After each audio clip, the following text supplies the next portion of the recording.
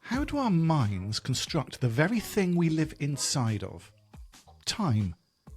From internal body clocks, mind time, cultural attitudes, and how our language embeds the concept of time, time is certainly an interesting thing to talk about from a psychological perspective.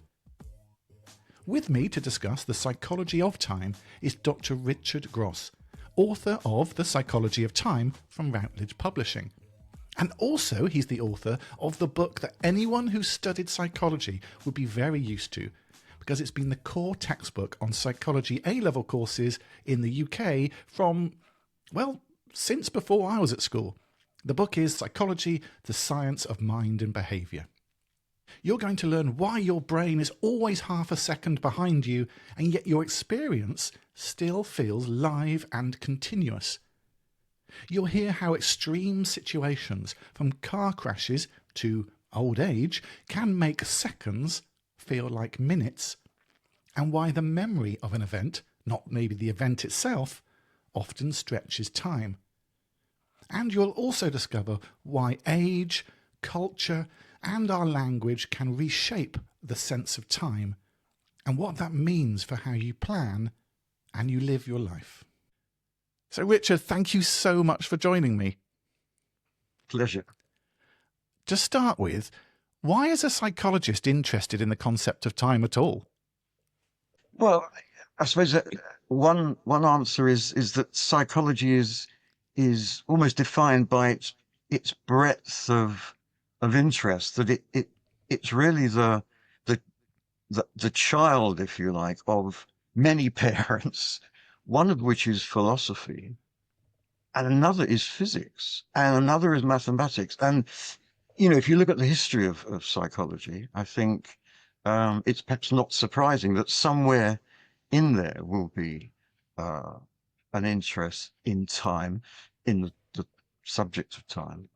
But it's certainly not a mainstream topic. But if you dig, you'll find a lot of research into time, which clearly, my book reflects, although it's quite a slim volume. So, there's a lot more to the research than I could put in it. But memory plays a huge part in, Of course, yeah, the psychology of time. And memory is such a huge topic, as I'm sure you're aware, within psychology, sort of mainstream psychology.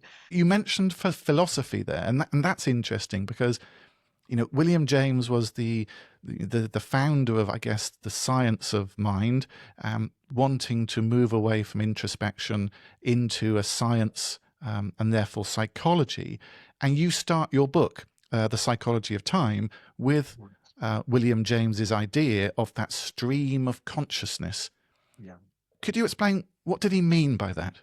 I think what he meant, basically, I think the key word really here is sort of continuity, that our experience is continuous in the sense that things, if you take the example of just physical objects in our environment, Yeah. they stay put. They persist over time. Our perception, our experience is not of a series of sensations that aren't linked together, that aren't joined. Our experience is of just time flowing. Things don't suddenly appear out of the blue. Things are fairly kind of predictable, I suppose. The physical world is pretty predictable because things stay put. But I think an example is, if you think about, perhaps this is the extreme one. If you've undergone anesthesia, you wake up from an anesthetic, or on a nightly basis, you wake up in the morning and you're still you. You recognize the room you're in, usually. Everything is continuous. You're the same self that you were when you went to sleep, and you pick up precisely from where you left off. I think that for me that's my understanding of what he meant by, the idea of a stream which is flowing But another example, I don't know if this would help, is that, again, I'm sure, you know, if you think about the number of times we blink during our waking hours, Yes. and admittedly a blink doesn't last very long, but there are those momentary um, periods of blindness, if you like, and cumulatively it might amount to, I don't know, several minutes a day, You or would have thought so, even, wouldn't you? Yeah, if you added all that up. yeah, and yet we don't have to kind of reset our vision.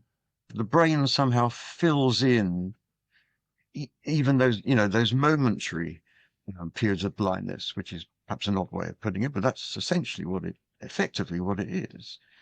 You also in the book make a distinction, and I wonder if this is what you were saying there, between time and duration. And you give those sort of separate words there. Now, I imagine a lot of people use time and duration as a synonym, meaning the same thing. Could you explain what you think is different between time and duration? Yeah. I mean, I think it's easy to start with duration, which is usually simply defined as how long something takes. So it's an event. The events last a certain amount of time. I mean, it begs the questions of how you measure it, and it is measurable.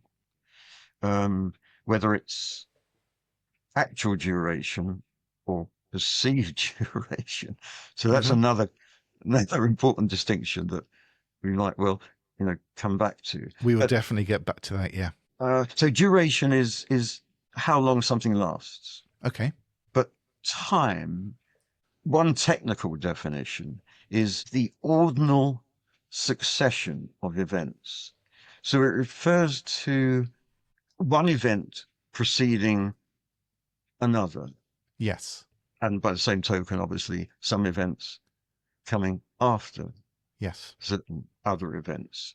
So you mentioned, just to sort of repeat what you said to see if I understood it. Duration is about how long one thing lasts, and time is more about the sequence. You've got ordinal succession as the term, but I guess sequence is a more plain English language that people Yeah. might get. So how long it lasts, and then the sequence of it. Yes, in a nutshell, I think. There's a bit of your book, and it's fairly early on in your book, and as you mentioned, it's a slim volume, but it is wonderfully packed with interesting insights. You get through a lot in a small volume. And one of the things that comes up quite early was a reference to philosopher Craig Callender, who, first of all, I love his name. Somebody who thinks about Mm. time is called Callender. Straight Yeah, away, I was agreed. amused by that. Agreed. Yeah, yeah, yeah. But he suggests that time may be an illusion, and that many actually theoretical physicists believe that time doesn't exist. I know. I know. I mean, that's mind-blowing, isn't it? How can that be? I know.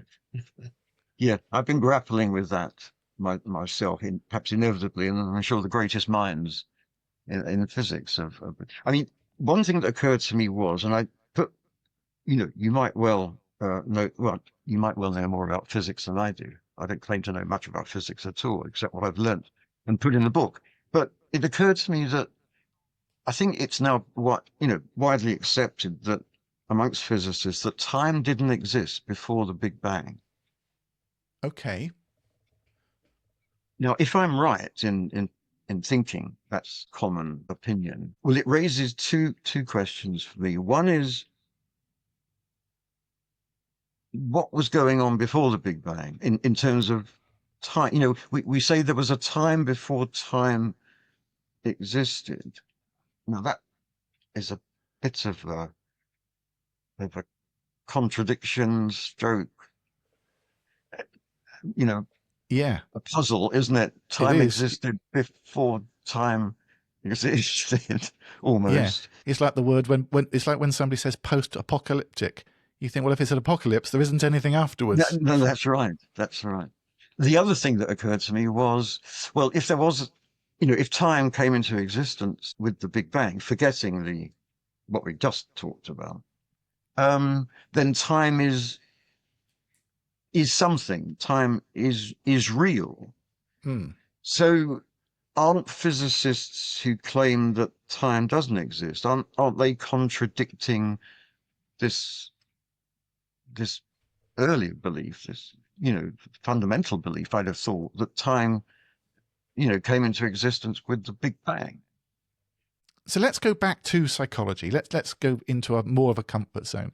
And in your book, you describe an astounding study. I think that if people haven't heard this, they're going to be astounded by Benjamin Liebe, and looking at brain activity. Can you briefly share what Liebe's experiments did with participants and what they discovered? So the first thing to say is to put it in some kind of context that um, it's usually discussed in relation to free will. Okay. The study, I think, was based on the basic premise that common sense tells us that our intention to perform some action or other Yeah. um, is what causes the action. Yeah. Yeah. Um, and obviously associated with the intention is some kind of change in brain activity. I mean, we know that our brain is changing all the time depending on what we're doing. Yes. Um, So we have the intention to do something that normally causes brain activity, and then that causes action. That's sort of the common sense sequence that people tend to think. yes. So basically, the task he set people was to uh, move, to flex their wrist, or to move a finger. Um, I think for a number of times while watching a light going around a sort of circular screen. Okay. And what they had to do was indicate when they had made the intention to move their finger or their wrist by pointing out where the light was on the circular screen that they in front of them. At the same time, their brain activity was being measured by an electroencephalograph, and there was three measures altogether. What he called M, which is uh, the time at which the action actually took place, Okay. um, which is easy to do. Then he recorded the first signs of change in brain activity, which he called the readiness potential, the RP. Okay.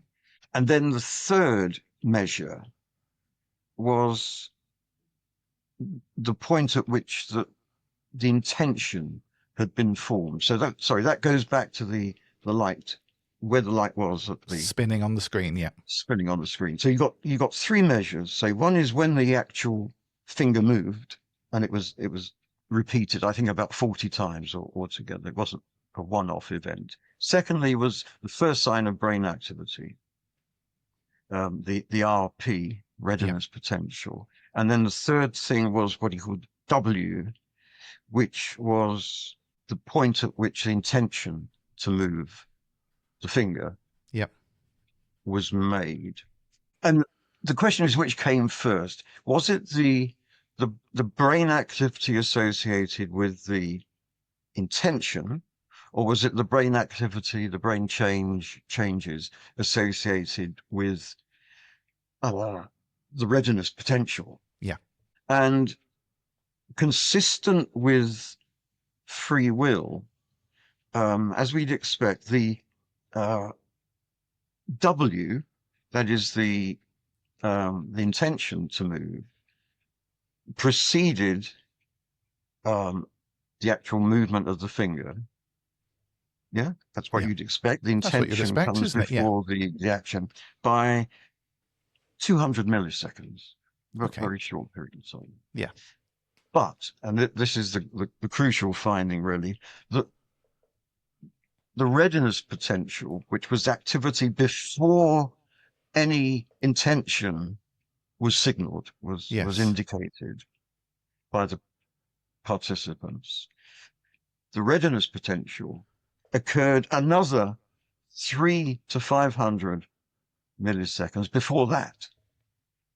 Okay. So if So I before the put intention.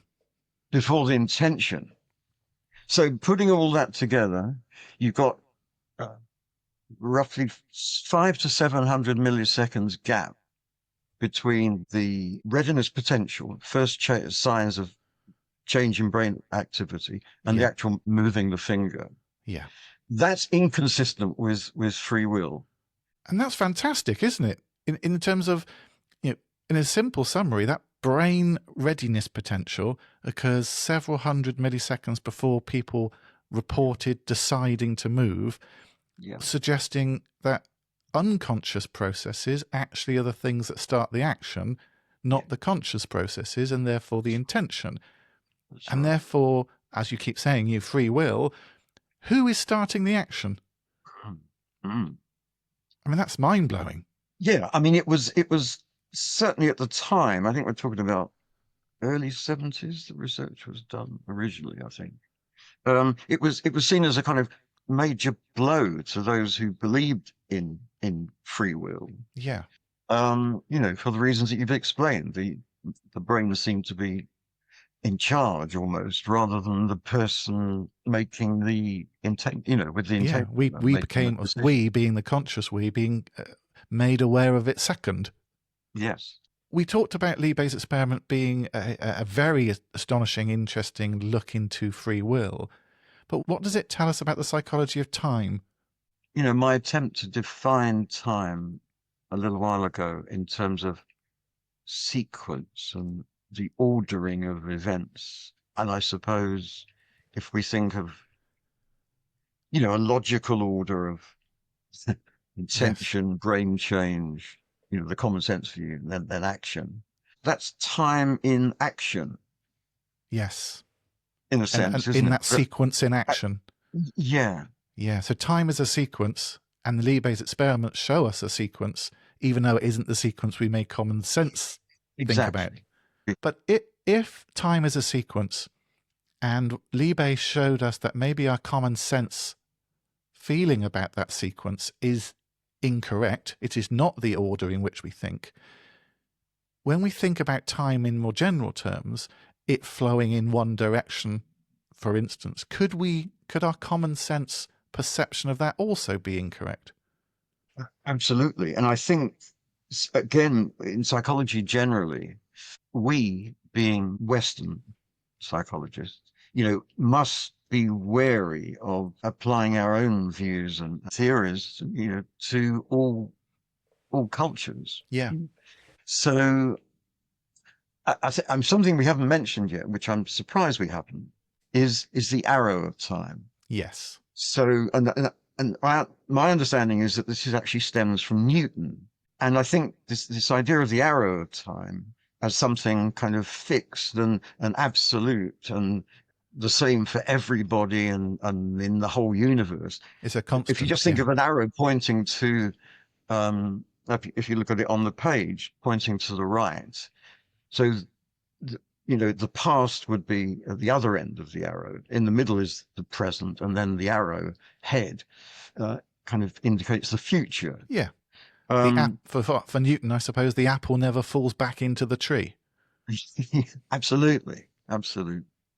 So I think we talk about the past as being behind us, but we can look forward to Yeah. the future. The future is kind of open-ended, if you like. The past is fixed It's done. and Yeah. closed. Well, in Chinese, earlier events, that is, past events, are up, and later events are down. But even more interesting, I think, is the Aymara. It's a language in the Andes, I think, a people who live in the Andes. And for them, the future is behind, and the past is in front. And the logic for that, I think, is there is a fairly clear logic to that, I Yeah. think, which is, and this is what I've read, is the reasoning behind it, is that The past, because it's already happened, you know it, you know about it. Yep. So it's in that sense in front of you. It's in front of your It's eyes yeah. because it's It's already perceivable. happened. It's perceivable and it has been perceived. Whereas the future is unknown because it hasn't happened yet. So it's behind you. That's interesting. Is it almost like they're?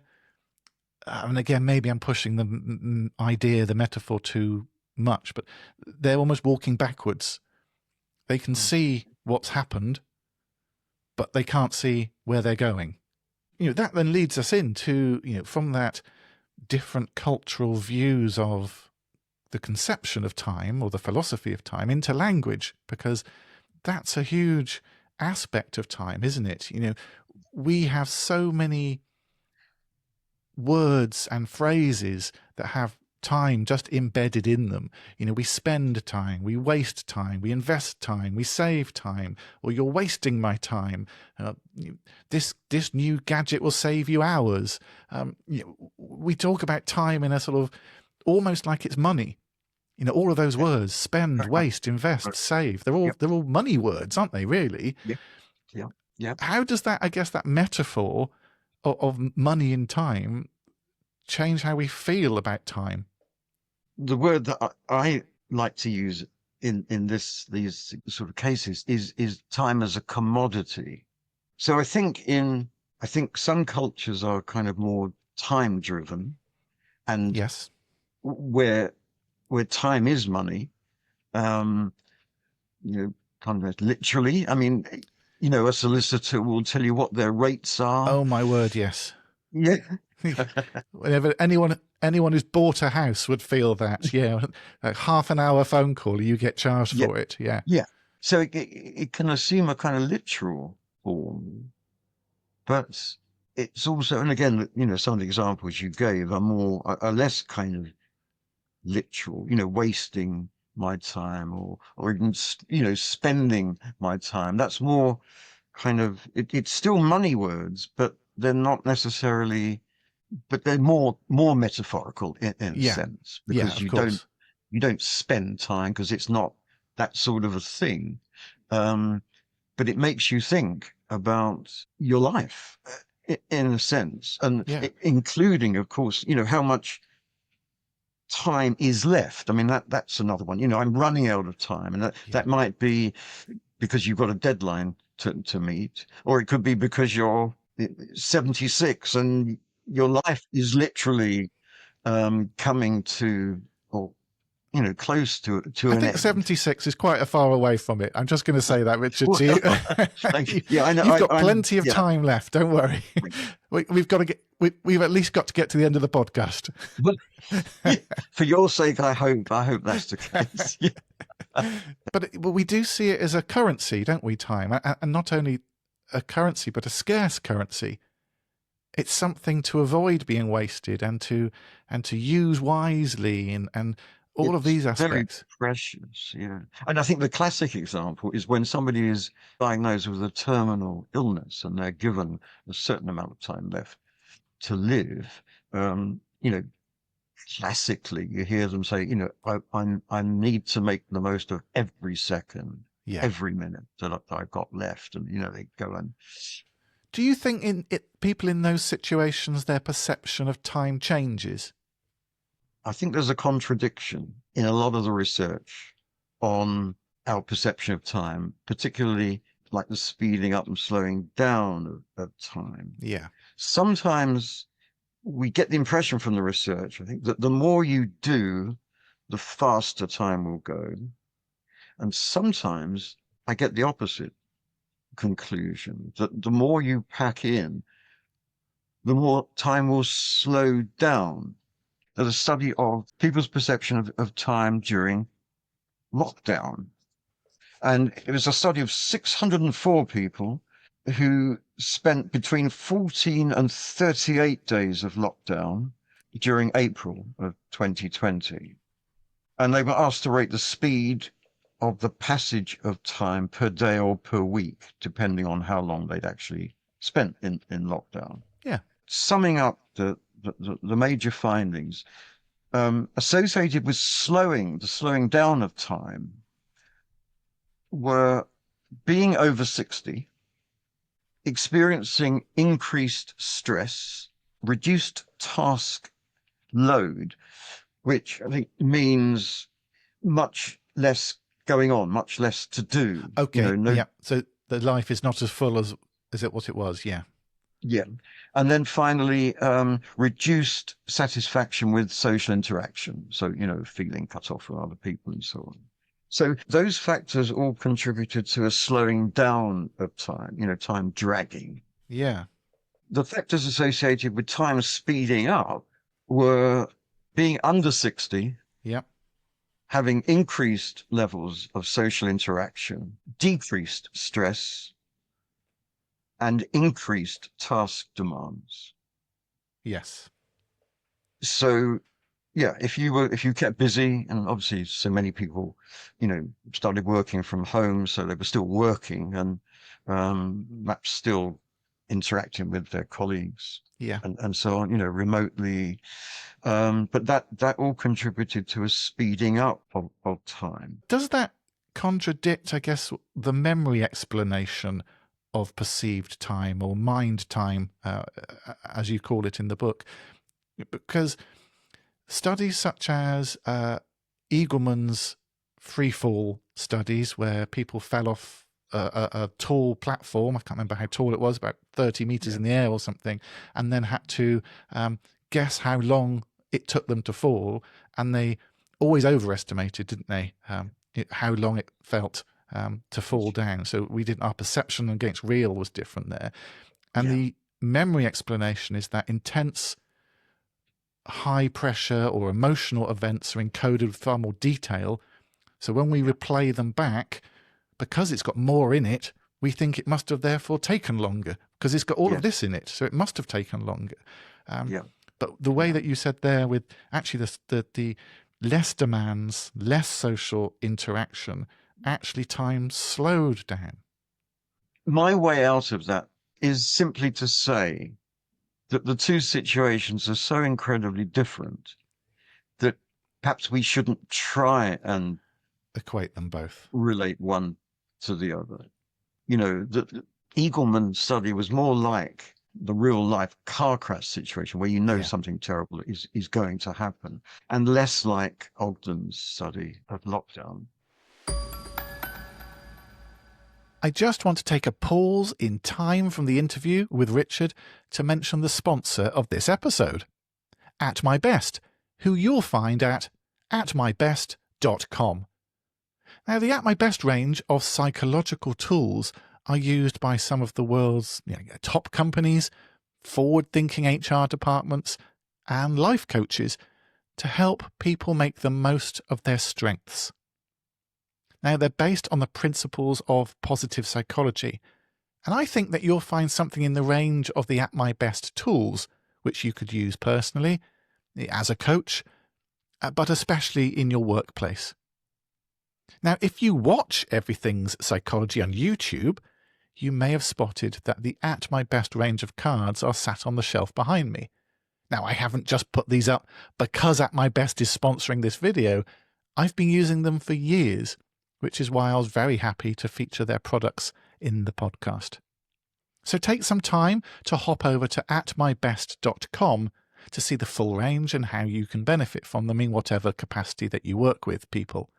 Don't forget to use the code EVERYTHING10. You can save 10% on everything at the At My Best store. That's EVERYTHING10. Right, let's get back to talking about the psychology of time with Dr. Richard Gross.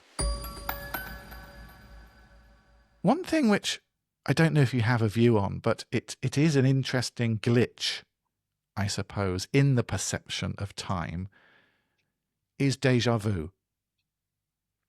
Because déjà vu is that experience that people have of having done this before. Is that a glitch in somebody's perception, or is it a glitch in memory? How do psychologists, I guess, approach déjà vu? I think memory is fundamental and probably common to all the explanations I've I've come across. But I think the basic idea is that two lots of information become confused. So one view that I've come across is that a situation in conscious waking life might trigger a memory or part memory of a dream that we might not have consciously remembered. So Oh, okay. I'm sure we all have that experience that something can happen during the day and you say, oh, that's broken a dream. You know, you didn't wake up remembering the dream, but something happens during the day and you say, oh yeah, that reminds me of a dream I had. Yeah. So it might be that something that's happening in our waking life reminds us of a dream or a part of a dream that we haven't consciously remembered before that moment. Yeah. And so we're mixing the two things up. Another kind of more brain-based type of explanation is that, you know, all our sensory information, you know, vision and hearing and so on, all goes through the thalamus in the center of the brain before it goes off to the relevant higher brain centers, you know, that deal with either vision or hearing or whatever. Yeah. And one view I've come across is that sometimes there's a, a kind of misalignment between the various signals that are coming from the thalamus and going to the higher brain center. So they might not all travel together at the same time. Yeah. So that even if it's a you know, minuscule gap in brain time, it subjectively, experientially, it might seem like a much bigger space so that, you know, you think you're remembering something from the past, which actually you're not. It's It's just just happened that, right now. It's just gone to the wrong department in the brain yeah, almost. yeah, yeah, That's the explanation I've heard previously. And again, just to caveat this to anyone listening, I'm not a memory psychologist. I'm very interested in it, but no. That it's almost the difference between working memory and long-term memory, to put it in very common plain language, that most of our senses come in and just stay in working memory, gets rid of most of the things that we don't need to remember, and then files things away in the archive department. But if something gets miswired and it goes straight to the archive department, it feels like it's happened before because everything coming from the archive department has happened before. yes, yes, So really, deja vu is not a glitch in time, it's a glitch in memory. yes, Just before we go, we talked a little bit about that feeling of time changing as you near a deadline, and you put it very well. A deadline could be something short term, like a work deadline, or it could be you feel like the deadline of life is cropping up. And in your book, you cover that side of time, and you write that humans suffer from metaphysical torture of knowing we will die. How does that awareness of a finite lifespan, I suppose, change the way we relate to time? I suppose the answer to that comes from philosophy as much as it does psychology. But I think when we're maybe up to our 30s, although I think things change with the generations, but there's a point during our early adulthood, I think, when we're still seeing the future as, I suppose if you think of the arrow of time, we're Yeah. still seeing, you know, the arrowhead way into the future. It's almost, you know, we might begin to you know, take on board that yes, we're going to die, but it's so far in the future that it really isn't relevant to how we view the world or what decisions we make or Yes. our behavior. And then as we get older, it becomes more and more relevant, this idea of, you know, time running out on a big scale. Oh, so it switches. At some point, Yeah, we switch from that thinking about time that's elapsed to time that's remaining. yes. Okay. Because when you reach your, say, your 40s, even certainly your 50s, you've spent more time as an adult than as not. Yeah. So you've got a lot of, experience obviously to look back on, which is good. But by the same token, you've got less life left. Yes. Yeah. I suppose for some people it might be triggered, it's quite a sudden change in their kind of whole view of the world because Yeah. somebody dies, a Yes. parent A dies, for trigger event instance. happens. And yeah, And I guess is it, again, my love of analogies and metaphors is like when you run a marathon, of which I've never done. So I'm imagining in that as well. But you're not when you alone. start the marathon, you probably spend the first half an hour or so thinking about how far away from the start you are, how long you've been running. But when you're half an hour from your finish, you're more thinking about how much you've got left and can you Yes, still do what you need to do within the time you have left. Yeah. absolutely. And I think that's kind of natural. To me, that seems perfectly, if not inevitable, that you are going to think that way. Yeah. And I suppose, I mean, for some people, it might make what time is left more valuable. For others, it might be a case of, well, I've lived my life, It's behind I've me done what now. I And wanted to do. yeah. And the other way, because I work a lot with financial organizations who would love younger people to save money for their future in a pension or a 401k in America. And they have trouble because the younger person, 20s, starting their first job, second job in their 20s, view the future as so far away Mm. that why bother investing in it? Yeah. And so they literally don't put money towards it and feel painful. And I know studies by, I think it was Shlomo Bonazzi, saw that people view giving their money to their future selves as just as painful as giving their money to a complete stranger. It's that Mm. painful. And so that view of often what we try and do is change people's perception of what they need to be thinking about and almost change that view of looking at, instead of looking at elapsed time, do look at time you have left Mm. and then allow for that and start planning for that. It doesn't always work because we are so entrenched as human beings in the way that we are. Trying to change it all is nigh on impossible.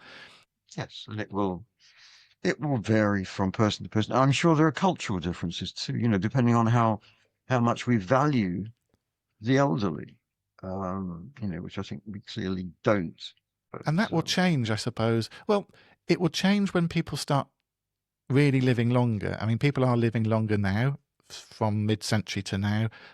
But I remember philosopher Aubrey de Grey, I think his name was, said that the first person to live to 1,000 years old is probably alive today. Now, that was quite an extreme statement. And he backed it up with the advances in technology and the advances in aging longer, somebody who was pretty much zero now would benefit from that and then throughout their life and would live to 1,000. He did back away, I think, slightly from the 1,000 as an example to make people go, what? And then he sort of caveated that slightly. But his point was we're going to live longer. And so if we yeah, live to 200 years old, suddenly our switching point might be 100, 120 rather than that. yes, So we can have a whole lot more things to do. yeah, And I guess I'm then thinking of how Martin Heidegger, the philosopher, talked about our sense of being completely rooted in the awareness that we are finite. Our yes, lives have an end point. And yes. if that end point keeps moving further and further away, what does that mean of who we are, who we identify as at that point? Absolutely. I mean, I think I put in the last chapter of the book, which is about death and time. Just kind of pose the question about living forever. Going way Yeah, obviously yeah. beyond 1,000 years, and what that it would be an interesting study, I think, to conduct to see how different people feel about the idea of living forever. And a number of philosophers have made the point that life only has any meaning because it's finite. Yes. You know, if we thought we literally had all the time in the world, then how would that change us? You know, would it change us in fundamental ways Yeah. that is difficult to imagine? And I remember chatting with David Cohen on the episode that I talked about the psychology of vampires with him. And we talked about immortality of the vampire and how we are partly fascinated with vampires because of their immortality and who they are when you don't have an end point. Yeah. And and they're depicted as monsters. Yeah, so on a personal note, nothing scares me more than the prospect of living forever, I must say. But that's the other side of the coin from, death terror, which is also believed to be fundamental to who we are. But yeah, I do believe that the finite nature of life is an inherent feature of it. In nature, everything dies. And so. Yes, you don't start a sentence with the intention of never finishing it. It has to have a full stop at some point to have meaning. Yeah, absolutely. Yeah. And I like that. We'll leave it there. We've talked about a lot, but I apologise. I know I had so many more questions, and I can chat to you about time. And we wandered off into philosophy, physics, neuroscience, but that's kind of the nice thing about this psychology of time. It does cross those borders, doesn't it? It's the nature of the beast. I really think it's the nature of the beast. Yeah. Richard, thank you so much for your time. I hope that was all right for you. I enjoyed it very much. Thank you. Well, I hope you've enjoyed listening to The Psychology of Time with Dr. Richard Gross. And I guess if there's one big idea to leave you with, I would say that it's that time isn't just on the clock. Time is in your mind, it's in your body, it's our culture, and it's our story. And I've scribbled 3 main takeaways down from my chat with Richard. The first is that our experience of time is constructed. Our brain knits together discrete moments into what feels like a continuous present. And our sense of duration and speed can be radically at odds with clock time. Second, I've put that our emotion, our memory, and attention all help to reshape time. And we all know boredom, fear, excitement, illness, trauma, old age, car crashes, all change how long events seem to last. And finally, I've written that how we talk about time matters. Metaphors like time is money and cultural stories about life stages influence our stress levels and our priorities and how we value our days.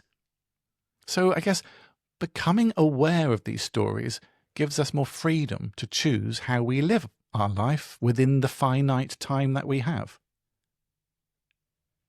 To keep exploring how psychology shapes our everyday life, you can while away your time by catching all the past episodes of this podcast, where I talk with some amazing guests about topics such as the psychology of the traitors, psychology of cats, cycling, and even the psychology of vampires.